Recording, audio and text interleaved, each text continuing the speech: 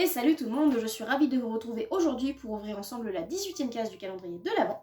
Aujourd'hui, je vais tout simplement vous faire part de mon anti-haul.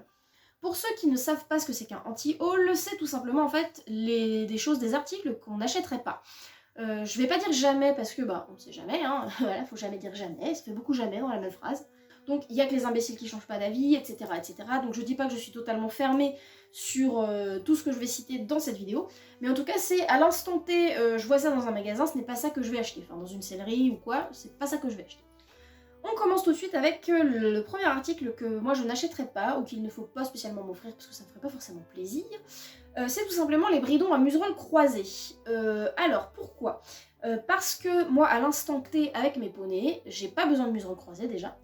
Esthétiquement en plus je trouve pas ça spécialement joli, enfin moi je préfère de loin les muserolles françaises droites. Et avec, avec éventuellement la muserolle un petit peu épaisse, ça me dérange pas, après ça dépend des chevaux, parce que moi comme ils sont assez petits. Sur Ninon ça passerait peut-être mieux, sur Mouton ça lui écraserait sa petite tête, déjà qu'il a une toute petite tête et des tout petits naseaux, donc ça le ferait peut-être pas forcément. Mais bon déjà ça me servirait à rien, esthétiquement je trouve pas ça spécialement beau. Et en plus moi j'aime avoir l'option de pouvoir mettre ou non le noseband, parce que je ne suis pas contre le noseband, ça peut être un outil utile ponctuellement, bien utilisé bien sûr, mais je ne trouve, enfin j'aime pouvoir en fait avoir le choix de le mettre ou non, donc ce qui n'est pas possible avec une muserolle croisée, puisqu'une muserolle croisée ça veut tout de suite dire il y a un passant derrière le mort et un passant devant, donc il fait office de noseband. Donc je ne dis pas que c'est inutile, au contraire, hein, bien sûr que ça a une utilité, mais moi personnellement, donc pour mes poneys actuellement ça ne me sert pas. Idéalement je préfère ne pas en utiliser, et en plus je trouve ça moche, et je veux garder si possible la possibilité, si besoin, pardon, la possibilité de mettre ou d'enlever le noseband à ma guise. Deuxième article que je n'achèterai pas, et là pour le coup je pense que c'est vraiment jamais, parce que là c'est vraiment une question de goût et que je trouve vraiment ça moche, c'est les tapis type paddock sport coupés avec la coupe CSO, je crois qu'ils appellent ça, donc avec la coupe qui remonte comme ça, enfin qui fait pas un carré mais qui remonte vraiment, je vais vous mettre une petite photo de toute façon d'illustration. Je n'aime pas du tout, je trouve pas ça beau. En fait, pour moi, le tapis, c'est la pièce d'équipement sur laquelle on peut s'amuser un peu et où on peut assortir un petit peu tout.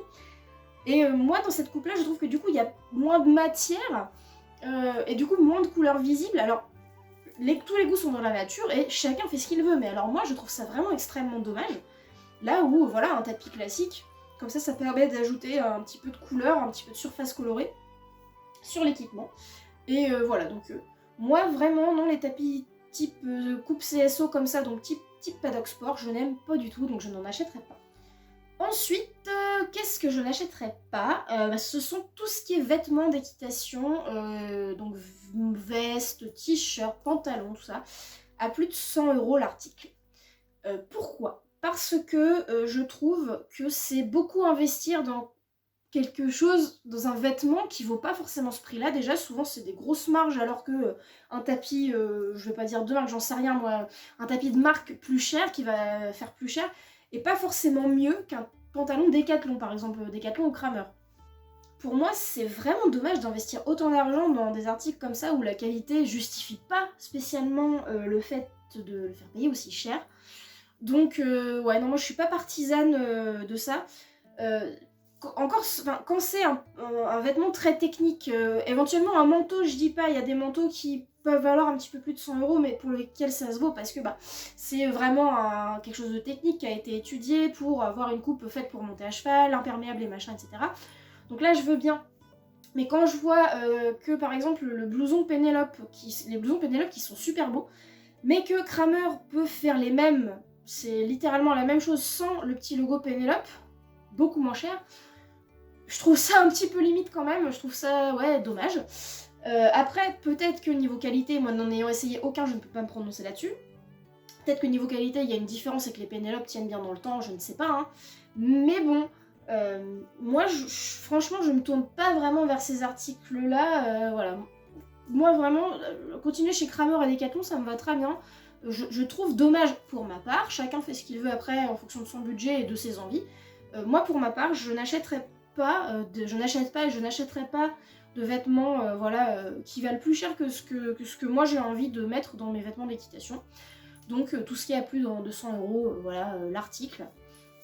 Donc c'est pas... Voilà, ce serait le troisième type d'article que je n'achèterais pas dans ce anti-haul. Alors là, on va parler d'une marque en général que je n'achèterais pas. Il s'agit de CWD. Parce que déjà, je trouve pas que ça crève le plafond niveau design. Et en plus, absolument tous les retours que j'ai eu de CWD, c'est que quand on s'en sert pas tant que ça, c'est de la bonne qualité. Je vais pas dire que ça dure bien parce que justement c'est ça le problème. C'est de bonne qualité de base, mais en fait au bout de 2-3 ans d'utilisation intensive, ce qui est quand même dommage quand on monte à cheval tous les jours, ça s'use, ça vieillit mal, ça casse, donc pour le prix qu'ils vendent leurs produits, je trouve ça extrêmement dommage. Donc après peut-être que je suis tombée sur des personnes qui ont eu des mauvaises expériences, je sais pas trop, mais tous les retours et témoignages que j'ai vus, lus, entendus, c'était toujours ça, c'était que ça tient bien au début et qu'en fait au bout de 2-3 ans, c'est mort, autant racheter quelque chose quoi que ce. Et encore les bridons, bon, un bridon que t'achètes 50 € qui dure 3-4 ans, je dis pas, ok. Mais un bridon que tu payes plus de 100 balles, ça c'est un peu embêtant quand même que ça dure que 2-3 ans, sachant que moi là le premier bridon de mouton il m'a coûté pas plus de 50 € et que ça fait plus de 10 ans que je l'ai, donc non pas... Ouais, plus de 10 ans, non pas 10 ans quand même, mais bon, ça fait beaucoup de temps, voilà, ça fait plus de 5 ans, 6-7 ans, je sais pas, mais son premier bridon en tout cas, voilà, il est là, je l'ai depuis longtemps, et il tient très bien, ouais, c'était 2012, donc c'est ça, il a 8 ans. Et c'était Protaneur, non, Eric Thomas, oh, je sais plus, peu importe, mais une des marques d'entrée de gamme chez Pad, et voilà, ça tient super bien, donc que CWD ait des produits qui durent aussi peu longtemps, je trouve ça très dommage, quoi. Donc je n'achèterai pas CWD, après libre à chacun d'avoir son avis sur cette marque et d'avoir eu un retour positif, il n'y a pas de problème, moi n'ayant pas testé moi-même, je ne suis pas bien placée pour critiquer la marque, c'est juste que du coup je signale que moi, au vu des retours que j'ai eus, j'ai pas du tout envie de me tourner vers cette marque pour mon matériel d'équitation. Ensuite on va passer à un autre article, un type d'article que je n'achèterai pas, c'est pareil, c'est les casques d'équitation qui serait à plus de 150 balles, éventuellement 200 €. Pourquoi ? Parce que pour mon équitation, encore une fois ça n'engage que moi, acheter un casque qui vaut 500-600 boules, même s'il y a une garantie, tout ça qui est garanti à vie et que voilà les réparations machin sont comprises dedans, je ne vois pas l'intérêt. Pour moi l'équitation que je pratique, pour moi, c'est un service qui est vachement bien quand effectivement tu pars en concours tous les dimanches, que voilà, tu fais beaucoup de compétitions, que tu montes des jeunes chevaux, ou des chevaux pas forcément jeunes mais un peu chauds et que le risque de chute est assez important. Donc du coup, forcément, tu chutes, le casque prend, il part au SAV, et pour le coup, les 600 € sont amortis voilà, en quelques temps, quoi, y a pas de problème. Mais moi, pour l'utilisation que j'ai de mon casque d'équitation, pour l'équitation que je pratique, en soi, moi, mon but, c'est pas d'aller au casse-pipe avec mon poney tous les week-ends, donc... de toute façon, évidemment, le but d'aucun cavalier, c'est de se casser la tronche régulièrement, mais il y a des équitations plus risquées que d'autres, quand on monte en amateur, en professionnel, enfin qu'on sort beaucoup de chevaux, ou un seul, mais voilà, qu'on fait tout le temps, et qu'il y a quand même un certain risque de chute, je comprends l'intérêt. Après, encore une fois, chacun fait ce qu'il veut de son argent, etc., selon ses goûts. C'est vrai que les casques Sam Shield sont quand même beaux, ça je peux pas dire le contraire. Mais mettre autant d'argent là-dedans, moi je trouve ça très dommage. Moi personnellement, j'ai bien d'autres choses à faire avec l'argent qui est alloué au poney tous les mois. Donc moi un casque à 100-150 balles, ça me suffit largement. Je crois que la Equitem que j'avais vue, elle était à 100 balles. Pour moi, voilà, il n'y a pas besoin de mettre plus que ça, sachant que tous les casques sont aux mêmes normes. Donc au niveau qualité du produit en lui-même, la différence n'est pas énorme. Entre un casque à 100 et un casque à 600 €, franchement la différence n'est pas énorme en termes de qualité. Ce qui diffère après, c'est la personnalisation chez Sam Shield. Oula, la personnalisation chez Sam Shield qui offre des possibilités quasi infinies, je crois, avec toutes les différentes combinaisons qu'ils proposent. Et également le SAV, bien sûr, qui justifie quelque part le prix, même si je trouve quand même que 600 € c'est cher. Mais donc en tout cas pour moi, pour ma part, c'est pas des casques vers lesquels je me tournerais parce que c'est pour moi un budget trop conséquent par rapport à l'équitation que je pratique. Comme je disais en début de vidéo, il y a que les imbéciles qui changent pas d'avis, peut-être qu'un beau jour j'aurai que ça à faire, que j'aurai assez d'argent pour pouvoir m'acheter une Sam Shield et que voilà, je ferai avec, que je m'en achèterai une et que pour mes futurs chevaux, ce sera utile. En attendant, voilà, ma petite Choplin, elle me plaît bien. J'irai sûrement vers une Equitem plus tard, pour la suivante. Et voilà, mais pour moi, je ne vois pas l'intérêt pour l'instant d'acheter des casques aussi chers, voilà, tout simplement. Et on va terminer avec le summum de l'horreur pour moi en termes d'articles d'équitation, ce que j'achèterais, mais alors pour le coup, à moins d'avoir que ça sous la main, ou je sais pas, ou que ça devienne obligatoire, je sais pas, mais que j'achèterais jamais. Mais ce sont les casques en général à visière large. C'est tellement moche, c'est affreux. Déjà que quand on a un casque sur la tête, on n'est pas au summum de notre sexitude, qu'en plus quand on l'enlève, on a les cheveux explosés, on ressemble plus à rien. Mais avec la visière large, mais mon dieu, mais c'est impossible, faut avoir une tête qui la porte bien, enfin je sais pas, mais je trouve ça tellement laid, c'est pas possible quoi. Bien sûr, ça a une grande utilité, ça protège de la pluie, donc en plus moi avec mes lunettes, ce serait peut-être pas si mal que ça d'en avoir une.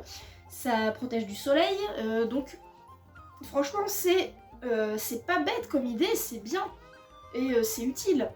Mais non, c'est moche. Je suis désolée, c'est moche, donc non, tant pis, je resterai avec mes visières courtes classiques. Mais c'est juste pas possible pour moi d'avoir des casques à visière large. Non, non, non, non, monsieur, non, madame. C'est pas possible. Qu'est-ce que t'en penses, toi, Reynard? T'en penses que tu roupilles? Mais voilà, franchement, non. Voilà. Et voilà, c'est la fin de cette vidéo, j'espère qu'elle vous aura plu. Si c'est le cas, n'hésitez pas à mettre un petit pouce bleu, comme d'habitude, et à me dire en commentaire, vous, quels sont les articles que vous n'achèteriez pas, ou si vous êtes d'accord avec moi sur certains articles que j'ai cités, ou pas d'accord. Vous pouvez aussi partager la vidéo, ça fait toujours plaisir. Vous abonner aussi pour ne pas manquer les vidéos suivantes. On arrive presque à la fin du calendrier de l'Avent, mais quand bien même après il y aura d'autres vidéos, hein. Pas tout de suite après, je vais peut-être prendre une petite pause, mais enfin je vais sûrement prendre une petite pause même. Mais voilà, pour l'avenir, ça peut toujours être bon si vous voulez suivre mes vidéos de vous abonner. Moi sur ce, je vous retrouve demain pour ouvrir ensemble la 19e case du calendrier de l'Avent. Et en attendant, je vous fais des bisous. Mouah.